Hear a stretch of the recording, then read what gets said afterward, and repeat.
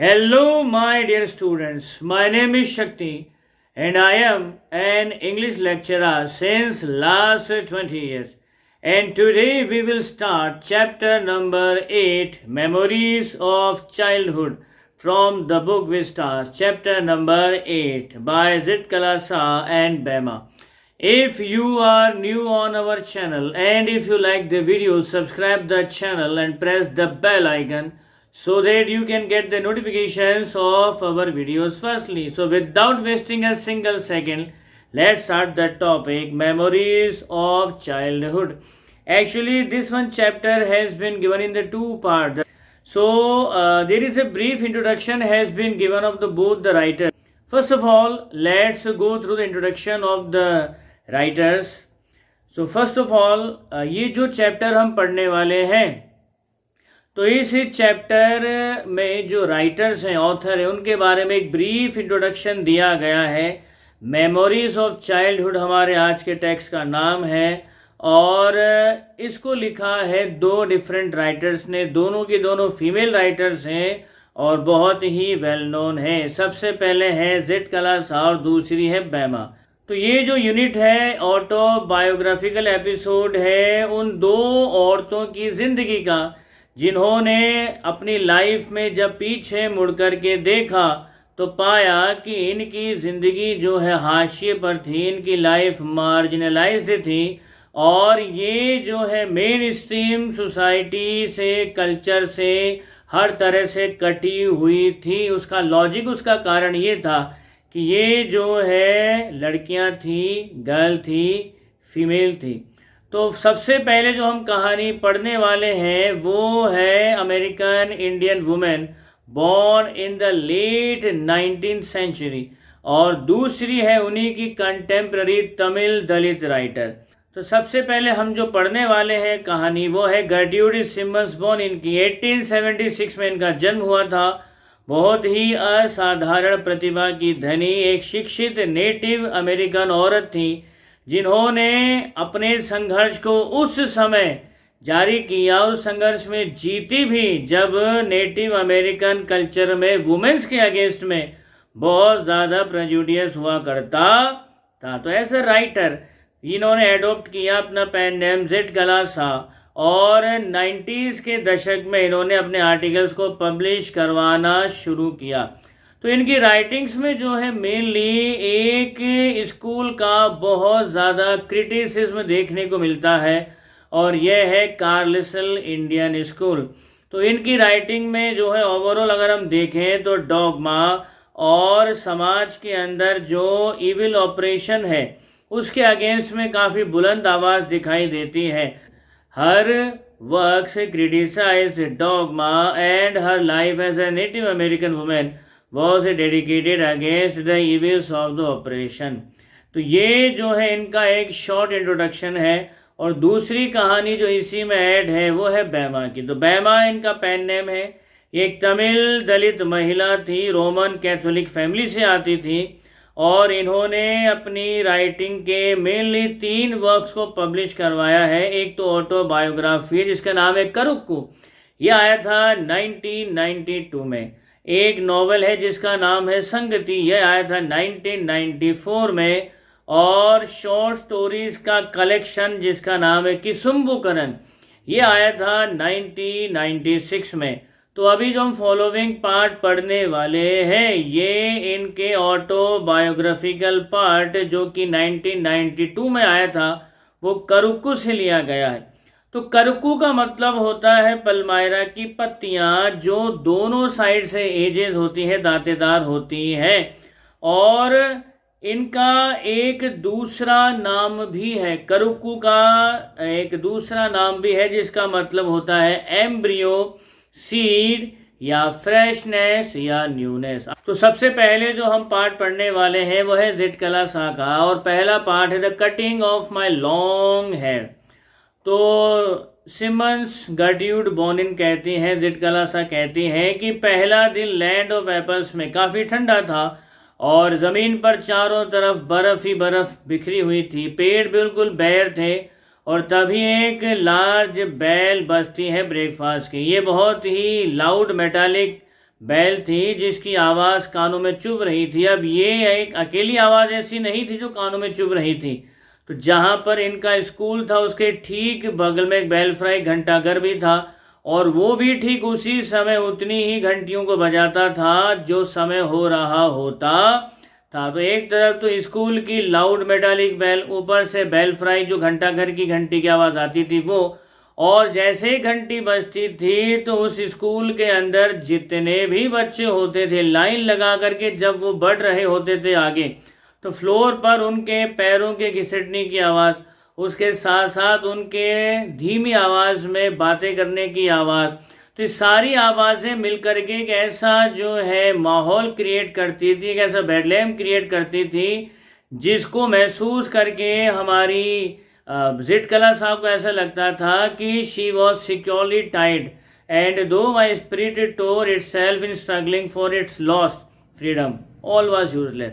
तो उनको ऐसा लगता था कि वो बहुत बुरी तरीके से इस माहौल में फंस गई है या इस तरह के एटमॉस्फेयर में बंधी हुई है। तो हालांकि इन्होंने अपना जो स्पिरिट्स है, अपनी भावनाएं हैं, वो काफ़ी ऊंची रखी, लेकिन वो कितना भी संघर्ष करती, लेकिन वो इस तरह से यहाँ के माहौल में लॉस्ट हो गई थी, उनकी फ्रीडम लॉस्ट हो गई थी। और वो चाहे कितनी भी कोशिश कर ले, उनकी हर एक कोशिश यहाँ इस स्कूल में, कार्लिसन इंडियन स्कूल में, सब कुछ जो है यूजलेस ही साबित हो रहा था और आगे भी होने वाला था। तो she has understood that she has stuck at a place where her every single effort regarding the freedom और XYZ is completely and will be useless. तो जब बेल बजती है उस समय मॉर्निंग में, तो सारी की सारी जो स्कूल के अंदर लड़कियां हैं, बोर्डिंग स्कूल की जो लड़कियां हैं, वो एक लाइन बना करके जो है डाइनिंग रूम की तरफ आगे बढ़ रही है। तो जिटकला शाह ने ध्यान दिया कि एक पेल फेस वुमेन जो है, जिसके बाल थोड़े सफ़ेद थे, वो उनके लाइन के पीछे पीछे ही आ रही थी। तो सारी लड़कियां एक लाइन में आगे बढ़ रही थी, डाइनिंग रूम की तरफ जा रही थी। तो यहाँ पर इंडियन लड़कियां भी थी और इन्होंने काफ़ी स्टिफ शूज़, काफ़ी तंग से जूते और बहुत ज़्यादा टाइट ड्रेसेस पहन रखी थी। जो छोटी लड़कियां थी उन्होंने स्लीव्ड एप्रन्स पहने हुए थे और उनके बाल बहुत छोटे छोटे कटे हुए थे, बड़ी बेतरतीब तरीके से। तो यहाँ पर जिटकला सा कहते हैं कि वो भी आगे बढ़ रही थी नॉइसलेसली, और इन्होंने सॉफ्ट मोकेसिन्स पहन रखी थी। खास किस्म की चप्पल आती है जो आवाज़ नहीं करती, दैट इज कॉल्ड मोकेसिन्स। तो इन्होंने खास किस्म के मोकेसिन्स पहने हुए थे जिनको पहन के आगे बढ़ रही थी। तो उस समय क्या है, ठंड बहुत ज़्यादा थी। तो जिटकला शाह ने एक जो है ब्लैंकेट लिया हुआ था कंधे पर, तो बार बार वो ब्लैंकेट नीचे गिर रहा था, तो उसको उठाने के लिए वो बीच बीच में रुक रही थी, फिर आगे बढ़ रही थी। तो उसने देखा उन इंडियन लड़कियों की तरफ जो उस समय लाइन में चल रही थी, और पाया कि इन इंडियन लड़कियों को बिल्कुल भी सेंस नहीं थी ड्रेसिंग की। दे हैव ड्रेस्ड इमोडेस्टली, उन्होंने बहुत ही इमोडेस्ट तरीके से ड्रेस पहना हुआ था। क्यों? क्योंकि उनके कपड़े बहुत ज़्यादा तंग थे और वो कपड़े बहुत ही बेहुदे लग रहे थे उन लड़कियों के ऊपर। तो सारी की सारी लड़कियां जो है एक लाइन में चलते हुए आगे बढ़ ही रही थी कि तभी इस अपोजिट डोर से जो है लड़के उस क्यू में, उस लाइन में, उस रो में शामिल हो जाते हैं। तो जिटकला शाह ने देखा कि 3 लड़के थे और वो 3 के तीनों लाइन में उस पार्टी में, उस क्यू में शामिल हो गए। तो वो देखती है जब उन लड़कों को तो बड़ा अनकंफर्टेबल महसूस करती है, और फाइनली ये लाइन पहुंचती है डाइनिंग हॉल में। और जैसे ही डाइनिंग हॉल में पहुंचती है तो सारी की सारी जो लड़कियां हैं और जो 3 लड़के थे वो डाइनिंग हॉल के सामने लाइन लगा करके खड़े हो जाते हैं। तभी एक बेल बजती है, और जैसे ही बेल बजती है तो अब जिटकला शाह तो यहाँ पर नहीं थी बोर्डिंग स्कूल में, कार्लिसन इंडियन स्कूल में। तो जो फर्स्ट बेल बजी, उस बेल के बजते ही हमारी जिटकला शाह ने जो है बड़े से डाइनिंग जो टेबल थी उसके नीचे रखी हुई चेयर निकाली और उसके ऊपर बैठ गई। शी थॉट कि उनको बैठना था, लेकिन बैठने के बाद जब नज़र उठा करके देखा तो पाया कि बाकी की सारी लड़कियां और बच्चे खड़े हुए थे, केवल वही बैठी हुई थी। तो डाइनिंग हॉल में पहुंचने के बाद जो बेल बजती थी पहले, उसका सिंपल सा मीन होता था चेयर को निकालना है उस डाइनिंग टेबल के नीचे से। और उसके बाद जब सेकंड बेल बजी तो सारी की सारी जो लड़कियां हैं वो बैठ गई, जिटकला शाही खड़ी रह गई। तो वो भी फिर थोड़ा सा नर्वस शर्मिंदा होते हुए अपनी सीट पर बैठ जाती है। तो जिटकला शाह ने देखा कि अपने चेयर्स पर बैठने के बाद में जो डाइनिंग हॉल में जितने भी बच्चे थे, स्टूडेंट्स थे, लड़के लड़कियां थे, वो जो है अपनी नज़रें गड़ा देते हैं प्लेट्स के ऊपर। तो एक लंबी सी चेन दिखाई देती है टेबल के ऊपर, और जब ये चीज़ जिटकला सा देख ही रही होती है तो इनकी नज़र पड़ती है उस पेल फेस वुमेन के ऊपर जो उसी को देख रही थी। और जैसे ही जिटकला सा की नज़र उस पेल फेस वुमेन के ऊपर पड़ी तो तुरंत ही उसने जो है अपनी नज़रें नीचे झुका ली। वो सोचने लगी, भला ये मुझे क्यों घूरे जा रही है, इतनी कीनली ये मुझे क्यों नोटिस कर रही है। तभी उसे एक आदमी की आवाज़ सुनाई देती है। उसने ढूंढने की कोशिश करी कि आदमी कहाँ है, तो वो तो दिखाई नहीं दिया, लेकिन आवाज़ उसको सुनाई दे रही थी। फिर थोड़ी देर बाद में आवाज़ भी बंद हो गई। फिर थर्ड बेल बजती है, और जैसे ही थर्ड बेल बजती है तो जितने भी स्टूडेंट्स, लड़के लड़कियां उस समय डाइनिंग रूम में मौजूद थे, उन सभी ने अपना नाइफ और फोर्क, कांटा, छुरी उठाया और अपना ब्रेकफास्ट खाने लगे। तो कोशिश तो जिटकला साहब भी कर रही थी अपना ब्रेकफास्ट खाने की, लेकिन वो इतना ज़्यादा अंदर से डर गई थी कि उसकी तो हिम्मत ही नहीं हो रही थी कुछ भी खाने की। हालांकि कोशिश तो वो कर रही थी, लेकिन वो खा नहीं पा रही थी। तो खाने का यह फॉर्मूला बड़ा अजीब नहीं था वहाँ बोर्डिंग स्कूल में। दरअसल उससे अजीब और डराने वाली बात तो तब पता चली जिटकला साहब को जब लेट इन द मॉर्निंग उसकी जो नई नई दोस्त बनी थी जूडविन, वो सीधा आकर के एक वार्निंग देती है, टेरिबल वार्निंग देती है जिटकला साहब को, और ये कहती है कि एक्चुअली से थोड़ी सी इंग्लिश आती थी, जूडविन थोड़ी सी इंग्लिश जानती थी। तो जूडविन जो है जिटकला साहब को आकर के कहती है, बोले मैंने उस पेल फेस वुमेन को और उस आदमी को बातें करते हुए सुना है। अब पेल फेस वुमेन कौन है? Obviously if you are in the boarding school, someone is appointed to take care of the student, that is warden, simple सी बात है। तो ये पेल फेस वुमेन कोई और नहीं, स्कूल की वार्डन थी, और उसका काम था स्कूल में डिसिप्लिन मेंटेन करके रखना।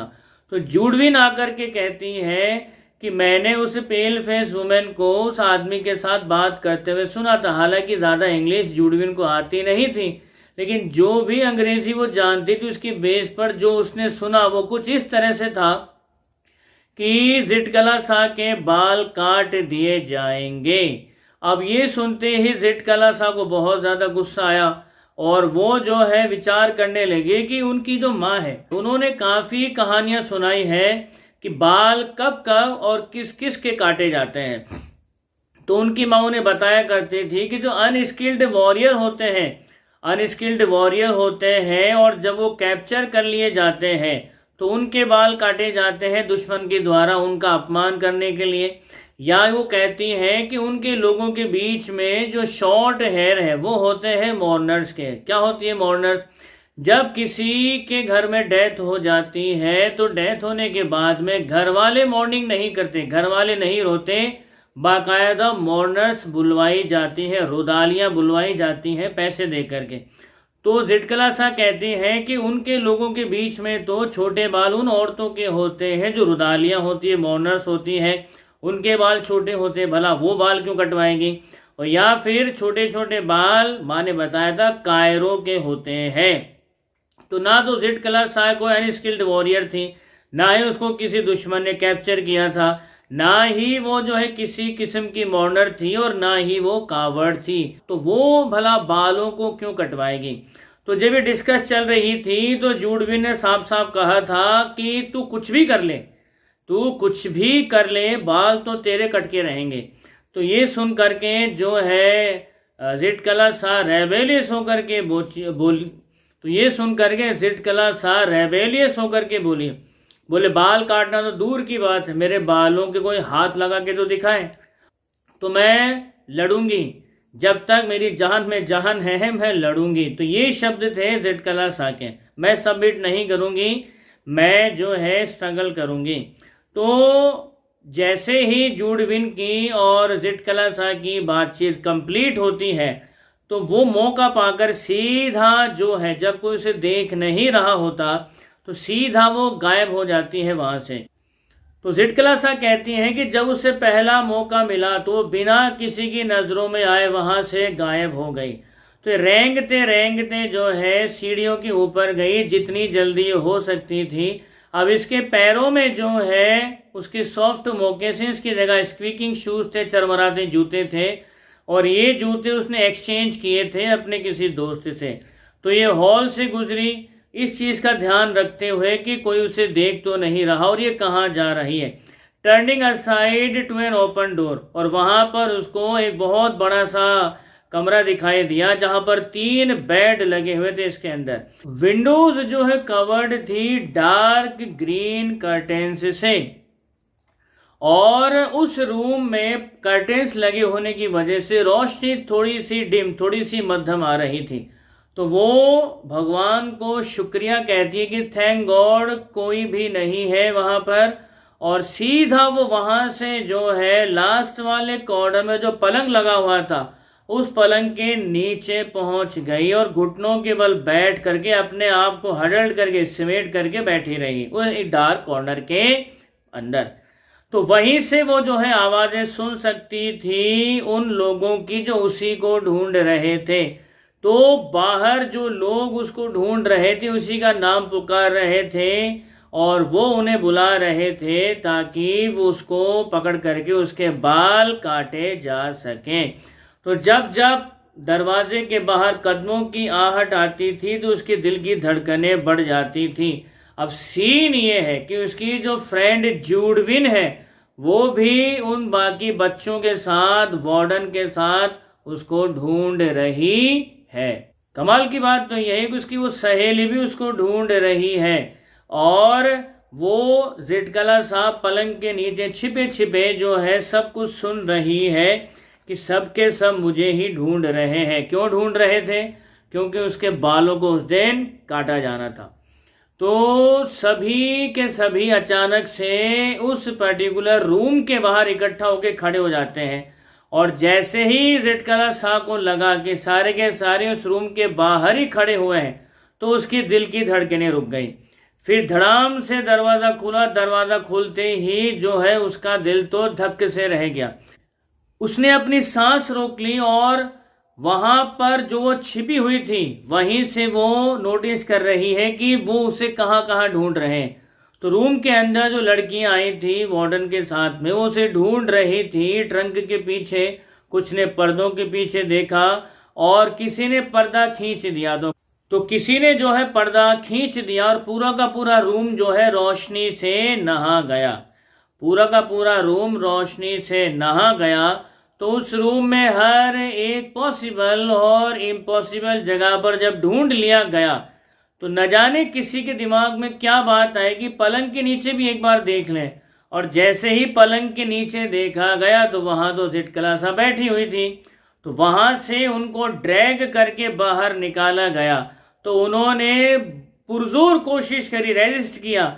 She was kicking and scratching wildly. तो वो जो भी कोशिश कर रही थी वो यूजलेस थी। उसे डाउनस्टेयर लाया गया और एक कुर्सी पर बांध दिया गया। तो वो चिल्ला रही थी, अपना सर हिला रही थी और तभी उसे अपने बालों पर एक ठंडी कैंची महसूस हुई गर्दन के पीछे।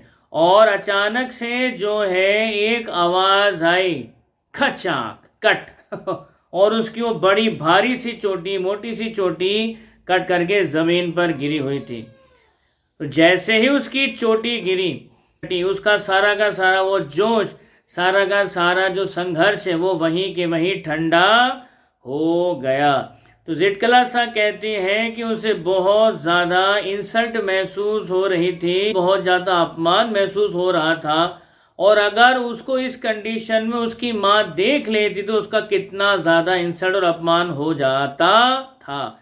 तो उसको बाल काटने के बाद she was tossed about in the air like a wooden puppet. तो एक लकड़ी की कठपुतली की तरह बाल काटने के बाद उसको हवा में उछाल दिया गया और अब उसके बालों को इतना छोटा छोटा काट दिया गया था मानो वो कोई कायर हो। तो वो बेचारी अपनी व्यथा में जो है कॉर्नर में बैठ करके करा रही है, सुबक रही है और अपनी माँ को याद कर रही है। वो ये सोच रही है कि इस समय अगर मेरी माँ मुझे इस हालत में देख लेती तो वो मेरी माँ मुझे आकर के कंसोल करती। लेकिन कमाल की बात यह है कि इस समय जेठकला शाह जिस बोर्डिंग स्कूल के अंदर थी वहां पर उसके जितनी भी सो कॉल्ड फ्रेंड्स थी, किसी भी फ्रेंड ने उसके कंधे पर आकर के हाथ नहीं रखा कि इट्स ओके, जो हो गया सो हो गया, अब क्या कर सकती। इवन उसकी जो सहेली बनी थी जूडविन, वो खुद उसके बालों को कटवाने के लिए रेस्पॉन्सिबल थी। तो वो आगे कहती है कि मैं अपने उस रूम के कॉर्नर में बैठ करके रो रही थी और मुझे ऐसा महसूस हो रहा था कि यहाँ पर जो है इंसान है ही नहीं, यहाँ पर छोटे छोटे जानवर हैं।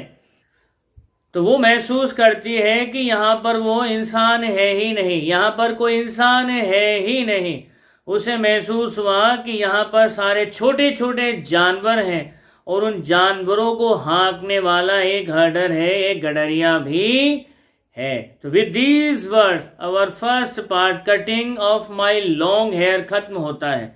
अब एक क्वेश्चन यहाँ पर रह जाता है कि लड़कियों की पर्सनैलिटी का सबसे इम्पोर्टेंट पार्ट होता है उनके वो सुंदर काले घने बाल। अगर किसी लड़की के बाल काट दिए जाएं उसकी विल के अगेंस्ट में तो आपने देखा होगा कि एक तरह से उनका मतलब ये कह सकते हैं कि एक आइडेंटिटी ही चली जाती है उनकी। अगर किसी लड़की के बाल काट दिए जाए तो एक तरह से आपने उसका जो है गुरूर, उसका रेस्पेक्ट, उसका प्राइड वो ही छीन लिया आपसे। तो भला ये जो वार्डन थी, ये जो पेल फेस वुमेन थी, ये बाल काट क्यों रही थी, ये एक सबसे बड़ा सवाल है। तो एज आई टोल्ड यू कि लड़कियों की ब्यूटी में जो चार चांद लगाते हैं उनके काले घने बाल हैं। तो अगर इन बालों को ही काट दिया जाए तो no one will be attracted to them.